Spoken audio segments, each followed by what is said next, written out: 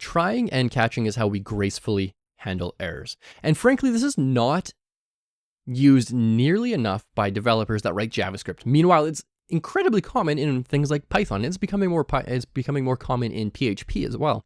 But not enough people use this in JavaScript.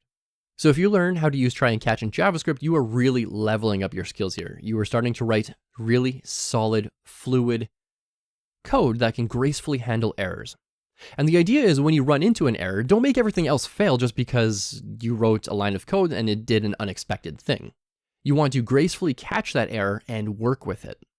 So let's take a look at the syntax here. It's try, and then we've got curly braces, and then catch, and then whatever that error is called, and we can console.warn the error. And we need to make sure that something doesn't work. So let's use a function that doesn't work. Function that doesn't exist. And we're going to try to call this. And now this is not going to do anything except throw some sort of error. And then we're going to take that error and we're going to warn the console. So if I refresh this page, it does warn, so it's in yellow. Reference error. Function that does not exist is not defined. Now, let's do this. Let's do console.log show me.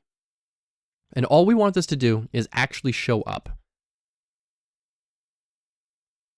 Cool. We've done this a million times. We know how console.log works.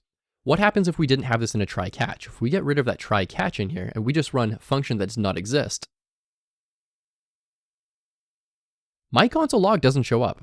Now, what if it's running something important? What if it's making an API request to see if a user is logged in? Well, because this function doesn't exist, maybe there's a typo. I don't know. But for whatever reason, it gave us some sort of error, and this line is no longer executing. JavaScript gets here and says, oh, sorry, don't know what to do, and completely falls over. And so to make sure that your code doesn't fall over, we wrap it in a try catch block. Now, when it gives you that error, that's called throwing an error. And it says uncaught reference error. It is throwing a reference error at us, meaning that reference to function that does not exist is not defined. It's the whole error. We can also throw our own errors as well with the keyword throw. So throw Caleb's custom error. Let's go ahead and refresh our page. Show me still shows up, and Caleb's custom error shows up. And now that's in here. We can even make sure this works by saying error logging. And so it says error logging, Caleb's custom error. That's what I threw. I threw Caleb's custom error. It caught it in here. Now what happens if I try to console.log a thing in here? Now what JavaScript is going to do, it's going to try to execute from top to bottom. But just like in a function, when you use the return keyword, nothing below it is executed. In a try catch block, it's going to try. It's going to see that there's some sort of error being thrown in here for whatever reason. Maybe someone put in the wrong username and you want to throw an error, wrong username. Well, it's going to hit this throw keyword and immediately break out of this block. So this line is not going to be executed. Then it's going to run that catch. So Caleb's custom error becomes the actual error. That's the variable name. And then we can work with that error if we wanted to. So let's go ahead and refresh this.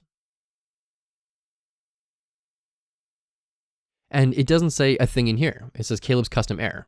So what's nice about this is it tried to execute some code in here, ran into an error. That's fine. We caught that error. We gracefully handled that error, and our code keeps running.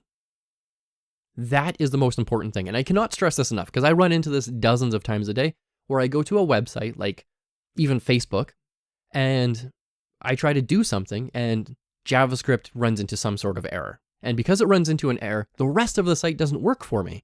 And as a user, that is extremely frustrating. Now, as a programmer, there's a way around that.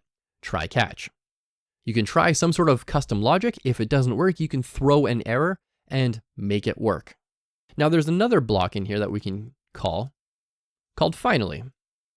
So we have try, catch, and finally. And what this does is whether this code executes or this code executes, do something in here. Do something in here.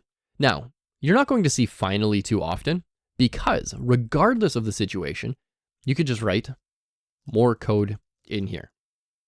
And so sometimes you'll see a try catch finally, but most of the time you'll just see try catch because regardless of what happens, your error is caught. This is now going to execute the code below it. And so what we could say here is, let's do const num is equal to 10, and num is equal to num plus 20. So we know that's going to be 30. It's going to console log an error if there is some sort of error in there. And then we could do finally console.log. The final number is num.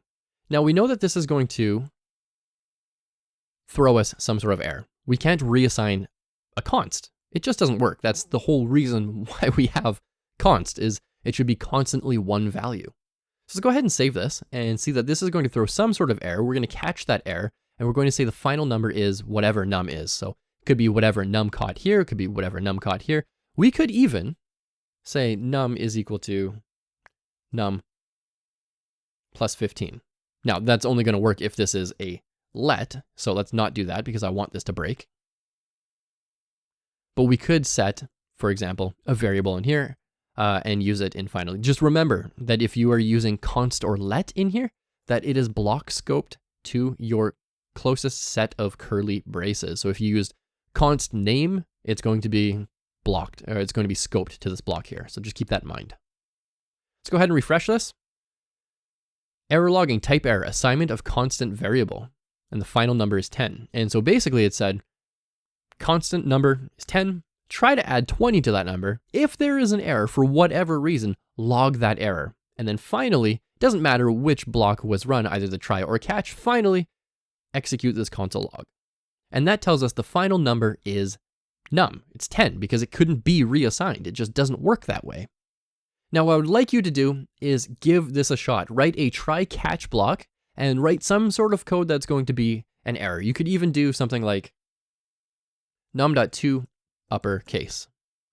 And because this method doesn't exist on a number, this is a number, not a string, it's a number, you can't turn numbers into uppercase. So what's going to happen here? Well, let's go over here and see. Num.to uppercase is not a function, doesn't exist. Go ahead and give that a shot. But make sure you catch that error gracefully, and then make sure your code after it runs. So code in here should still execute properly. So yes, please try this out. This is really a good way to level up your JavaScript skills. And one thing to note is typically we do not nest try excepts or try catch blocks inside of try catch blocks. We just don't do that. You can do it, but it gets really messy. So instead we write one here and then we would write another one down here if we wanted to. Just try not to nest them inside of each other because that gets really messy and hard to keep track of. But yeah, that's your homework. Write a try catch finally block. When you're ready, let's head on over to that next lesson.